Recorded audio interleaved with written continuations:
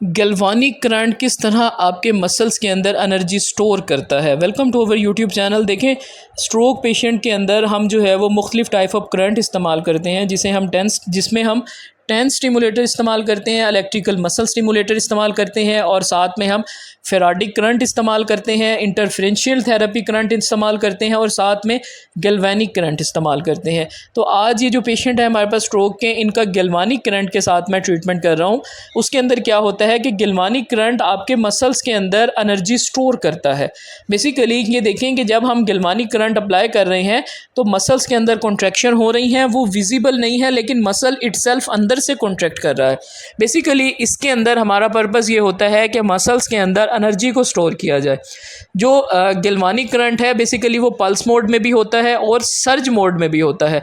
Pulse mode में वो movement करवाता है लाइक फ्लिकर मूवमेंट्स, लेकिन जो सर्ज मोड है उसके अंदर वो मसल्स की इंटरनल यानी कि वो बाहर से मूवमेंट आपको विजिबल कम होती है, अंदर से आपका मसल जो है वो बड़े अच्छे से उसके साथ जो है वो परफॉर्म कर रहा होता है। उसके अंदर आपके जो टिश्यूज़ हैं, जो आपके नर्व्स के अंदर न्यूरल सिग्नल्स कम हो गए हैं, उनकी वीकनेस है, उसको बेहतर करता है।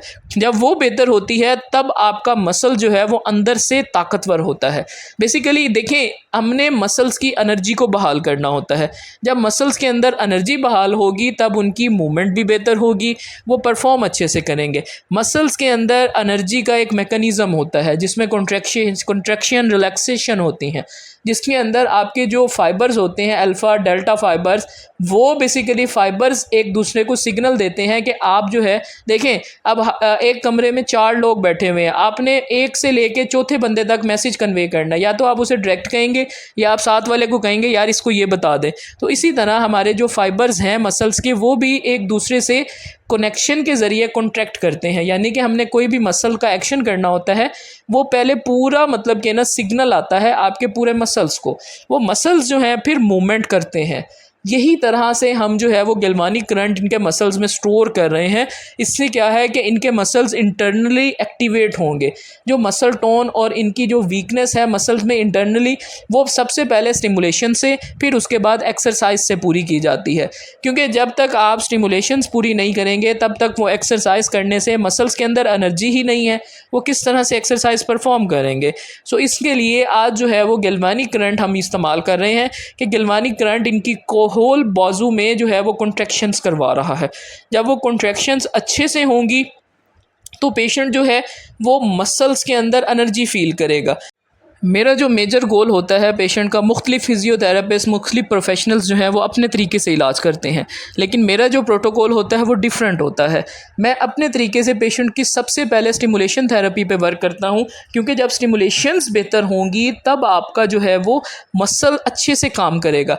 अब जो है वो हमने गैल्वानिक पल्स इनकी इस्तेमाल की है। पहले में हम जो है वो सर्ज मोड था, यानी कि अंदर ही अंदर एनर्जी स्टोर हो रही थी। अब जब हम उसको अप्लाई कर रहे हैं तो देखें कि गैल्वानिक की वजह से इनकी कॉन्ट्रैक्शन हो रही है, ये पल्स मोड है। मीन जितनी दफ़ा हम लगाएंगे उतनी पल्स जाएंगी और मसल उतनी देर कॉन्ट्रैक्ट होगा, फिर रिलैक्स हो जाएगा।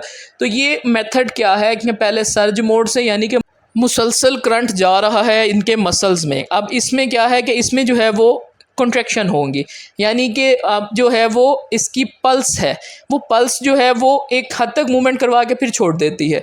तो पहले हमने उसको कंप्लीट सर्ज मोड में भेजा, उसके बाद जो है वो अब उसकी हम कॉन्ट्रैक्शंस करवा रहे हैं पल्स मोड में। So this is very important for stroke recovery कि आप अपनी इलेक्ट्रिकल स्टिमुलेशंस पर ज़्यादा फोकस करें। Thank you so much.